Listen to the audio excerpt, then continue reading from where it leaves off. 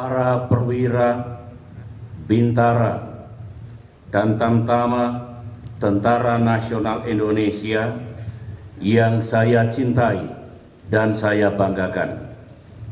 Hadirin sekalian yang saya muliakan, dengan penuh rasa syukur kehadirat Tuhan yang Maha Kuasa, Allah Subhanahu wa Ta'ala, pada hari yang bersejarah ini kita dapat menghadiri upacara peringatan ke-69 Hari Tentara Nasional Indonesia tahun 2014. Pada upacara yang hikmat ini, marilah kita tundukkan kepala sejenak untuk mengenang, berdoa, dan memberikan penghormatan kepada para pejuang, para pahlawan bangsa, serta para prajurit TNI yang telah gugur di medan tugas.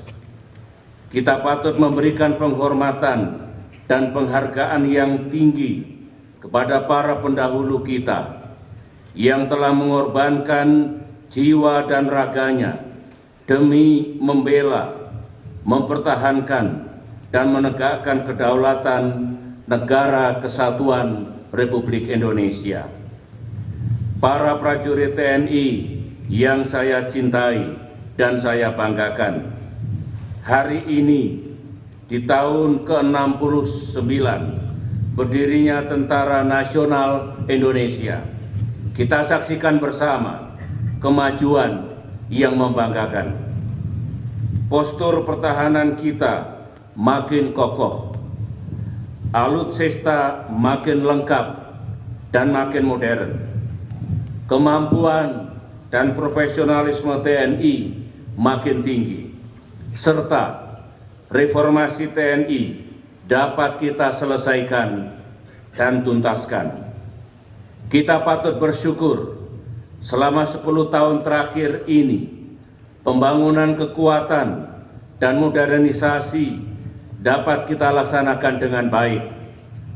Pada awal periode 5 tahun pertama, pembangunan kekuatan kita fokuskan pada pengisian celah kebutuhan dan penggantian alutsista yang sudah tidak dapat berfungsi. Pada saat yang sama, kita juga mendorong keterpaduan doktrin dan alutsista matra darat, matra laut, dan matra udara. Salah satu bentuk keterpaduan itu adalah dilengkapinya kekuatan pertahanan dengan peralatan komando, kendali, komunikasi, komputer, intelijen, surveillance, dan reconnaissance atau K4ISR dengan tingkat interoperability yang semakin tinggi. Sementara itu, dalam 5 tahun terakhir ini, pembangunan TNI kita fokuskan untuk meningkatkan jumlah dan modernitas alutsista, sehingga kemampuan kita untuk menjaga dan mempertahankan setiap jengkal wilayah NKRI dapat kita emban lebih baik lagi. Sampai bulan Oktober tahun ini, sebanyak 24 alutsista modern prioritas mulai berdatangan. Di samping masih banyak yang akan menyusul di waktu mendatang, baik untuk Angkatan Darat, Angkatan Laut, maupun Angkatan Udara. Di jajaran TNI Angkatan Darat telah dan akan mulai hadir tank tempur utama, kendaraan tempur Panzer Anoa, meriam artileri Medan kaliber 155 mm, rudal pertahanan udara, rudal anti-tank, roket multilaras taktis dan strategis, serta heli angkut, heli serbu, dan heli serang, termasuk heli serang Apache beserta persenjataan dan munisinya. Di Lautan Nusantara, kita sudah dan akan segera melihat alutsista baru TNI Angkatan Laut seperti kapal perang korvet kelas Sigma, kapal cepat rudal, kapal perusak kawal rudal, kapal multi peran fregat, pesawat patroli maritim, tank dan panser amfibi, serta roket multilaras taktis. Di angkasa Indonesia, kita juga telah dan akan segera menyaksikan sejumlah alutsista baru TNI Angkatan Udara, seperti pesawat angkut sedang CN-295, pesawat latih, helikopter full combat SAR, pesawat angkut Hercules C-130H, pesawat tempur Super Tucano, Sukhoi 27 Mk2, pesawat tempur T-50, serta 24 unit pesawat tempur F-16. Sebagian besar alutsista hasil pembangunan selama 10 tahun ini akan kita saksikan bersama tampilannya pada hari ulang tahun TNI kali ini, terutama sebagai laporan dan sekaligus pertanggungjawaban pemerintah dan jajaran TNI kepada bangsa dan negara.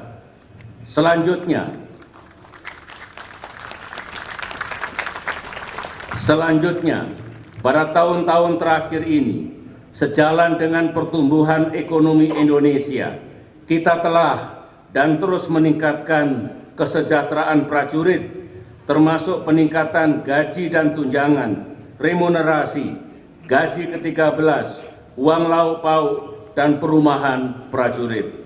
Kedepan kita berharap kesejahteraan prajurit beserta para purnawirawan dan veteran terus ditingkatkan, sebagaimana pula peningkatan kesejahteraan para pegawai negeri dan guru dan kesejahteraan seluruh rakyat Indonesia. Hadirin sekalian yang saya hormati, upaya pembangunan kekuatan dasar yang diperlukan, the minimum essential force, juga kita lakukan melalui pengembangan dan penggunaan produk-produk industri pertahanan nasional. Sejak tahun 2006, kita telah meningkatkan peran industri pertahanan nasional untuk memenuhi berbagai kebutuhan alutsista TNI, termasuk melalui kerjasama dengan industri pertahanan negara-negara sahabat. Pada kesempatan yang baik ini, saya ingin menegaskan bahwa kebijakan saya selaku Presiden adalah dengan mendayagunakan industri nasional untuk ikut memenuhi kebutuhan alutsista yang canggih dan modern. Alutsista yang modern dan makin lengkap tidak hanya akan berdampak pada makin kokohnya postur militer kita, tetapi juga pada peningkatan martabat dan kemandirian bangsa. Semua upaya pembangunan kekuatan yang telah kita laksanakan ini tentu harus terus kita lanjutkan dan tingkatkan di waktu mendatang. Kekuatan TNI kita harus mampu dan siap tidak hanya untuk senantiasa menjaga kedaulatan dan keutuhan wilayah NKRI, tetapi juga menghadapi berbagai ancaman keamanan non-tradisional, misalnya bencana alam, bajak laut, terorisme, kejahatan transnasional, serangan cyber, penyelundupan manusia, dan lain sebagainya. Upaya ini menjadi semakin penting, relevan, dan kontekstual, mengingat situasi internasional yang kita hadapi semakin syarat dengan tantangan. Kita berada di tengah dunia yang masih diwarnai berbagai konflik dan bahkan peperangan. Hubungan antar negara-negara besar yang beberapa tahun belakangan ini berada dalam keadaan stabil dan kooperatif kini mulai mengarah pada ketegangan baru. Konflik Ukraina berpotensi mengakibatkan ketegangan strategis yang berkelanjutan di Eropa dan bahkan telah ikut merenggut ratusan korban tidak berdosa, termasuk 14 korban warga negara Indonesia dalam insiden jatuhnya pesawat MH17. Situasi keamanan dan politik di Timur Tengah semakin tidak menentu arahnya. Tragedi kemanusiaan di Gaza, Palestina masih berlangsung. Kekerasan dan tragedi kemanusiaan, termasuk aksi-aksi ISIS, membuat kawasan Timur Tengah menjadi semakin tidak aman dan tidak stabil. Dan virus Ebola kini menjadi ancaman bagi negara manapun mengingat jenisnya yang mematikan. Saudara-saudara, di samping mengemban tugas pertahanan negara di dalam negeri, TNI juga terus mengambil bagian dalam misi perdamaian dunia. Peran TNI di berbagai misi perdamaian internasional kita jadikan sebagai bagian terpadu dari peningkatan kemampuan dan profesionalisme TNI. Kita perluas akses bagi prajurit TNI untuk berinteraksi dengan para prajurit dari negara-negara sahabat dalam kesatuan gabungan di berbagai operasi pemeliharaan perdamaian dan operasi militer selain perang bertaraf internasional. Dalam ikut serta memelihara perdamaian dunia, kita bersyukur bahwa berkat keamanan dalam negeri yang terjaga baik, kita bisa mengirimkan lagi kontingen Indonesia ke berbagai wilayah konflik di dunia.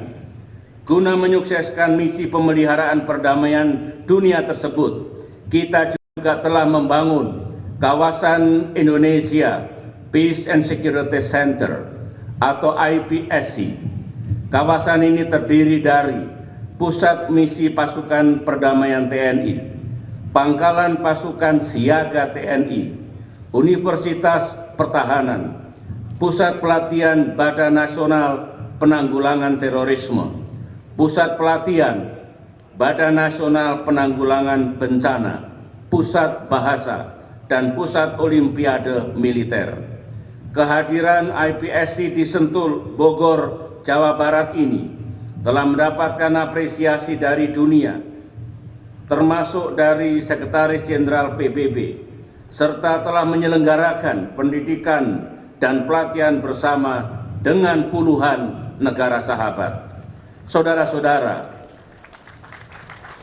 hari ini kita telah memasuki 16 tahun reformasi TNI.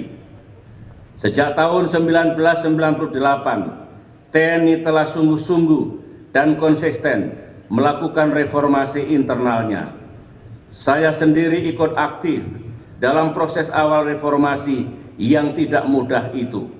Saya berterima kasih kepada segenap keluarga besar TNI atas peran, kontribusi, dan kesungguhannya dalam menuntaskan proses panjang reformasi TNI. Kini sejarah mencatat bahwa jalan panjang reformasi TNI telah menunjukkan hasilnya yang nyata. TNI telah kembali kepada jati dirinya, kembali kepada fungsi dan tugas pertahanan negara, yaitu menjaga kedaulatan dan integritas wilayah Negara Kesatuan Republik Indonesia. Semua capaian ini tentu harus terus kita jaga dan kita pertahankan. Netralitas pada pemilu yang kita jalankan tahun ini, baik pada pemilu legislatif maupun pemilu presiden dan wakil presiden, menjadi salah satu bukti keberhasilan pelaksanaan reformasi TNI. Pada kesempatan yang membahagiakan ini, saya juga ingin mengucapkan terima kasih dan penghargaan kepada jajaran TNI dan Polri. Serasa tetap menjaga netralitasnya, Polri dibantu oleh TNI telah berhasil mengamankan pelaksanaan pemilihan umum 2014 sehingga dapat berjalan secara damai dan demokratis. Para prajurit TNI yang saya cintai dan saya banggakan, hadirin sekalian yang saya muliakan, peringatan Hari TNI tahun ini bagi saya pribadi terasa begitu istimewa. Inilah peringatan Hari TNI terakhir yang saya hadiri sebagai Presiden. Karena itulah, pada hari yang bersejarah ini, saya minta kepada seluruh prajurit TNI untuk terus meningkatkan kemampuan, profesionalisme, dan kesiapsiagaan dimanapun kalian berada dan bertugas. Mari kita jaga dan pelihara keutuhan dan kekompakan di seluruh jajaran TNI. Pelihara dan tingkatkan terus kemanunggalan TNI dengan rakyat. Jagalah kedaulatan negara kita demi kehormatan bangsa dan negara. Pegang teguh amanat Sabta Marga dan Sumpah Prajurit. Jadilah tentara rakyat dan tentara perjuang yang dicintai dan mencintai rakyat. Di masa ini, bangsa Indonesia tengah melakukan transformasi besar menuju negara yang makin maju dan makin sejahtera. Saya berharap bersama komponen bangsa lainnya dan sesuai dengan tugas pokok TNI yang diatur dalam Undang-Undang Dasar dan Undang-Undang, TNI juga aktif menyukseskan transformasi ini. Kepada para prajurit TNI yang bertugas di seluruh penjuru tanah air, utamanya di daerah perbatasan negara dan pulau-pulau terdepan, saya ucapkan terima kasih dan penghargaan yang tulus atas pengabdian kalian yang tidak mengenal lelah. Sampaikan ucapan yang sama kepada seluruh keluarga prajurit TNI yang telah dengan setia dan tulus terus memberikan semangat dan dukungan bagi prajurit sekalian dalam mengemban tugas-tugas negara. Kepada para prajurit yang bertugas sebagai pasukan pemelihara perdamaian di luar negeri, saya ucapkan selamat bertugas. Teruslah berprestasi, jaga kehormatan bangsa dan negara kita di mata dunia internasional. Akhirnya, dari lubuk hati yang paling dalam, sebagai Panglima tertinggi Tentara Nasional Indonesia, saya mohon maaf apabila ada kebijakan yang belum dapat memuaskan harapan para prajurit sekalian. Percayalah, selama 10 tahun terakhir ini, saya telah bekerja keras dan berbuat yang terbaik untuk mengembalikan kejayaan TNI. Bukan hanya TNI yang kuat, tetapi juga TNI yang ditakuti lawan, disegani kawan, dan dicintai rakyatnya. Demikianlah amanat saya pada hari yang bersejarah ini. Semoga Tuhan Yang Maha Kuasa senantiasa memberikan kekuatan, ketegaran, keteguhan, dan perlindungan dalam setiap pelaksanaan tugas Tentara Nasional Indonesia. Selamat bertugas, Dirgahayu TNI. Sekian, wassalamualaikum warahmatullahi wabarakatuh.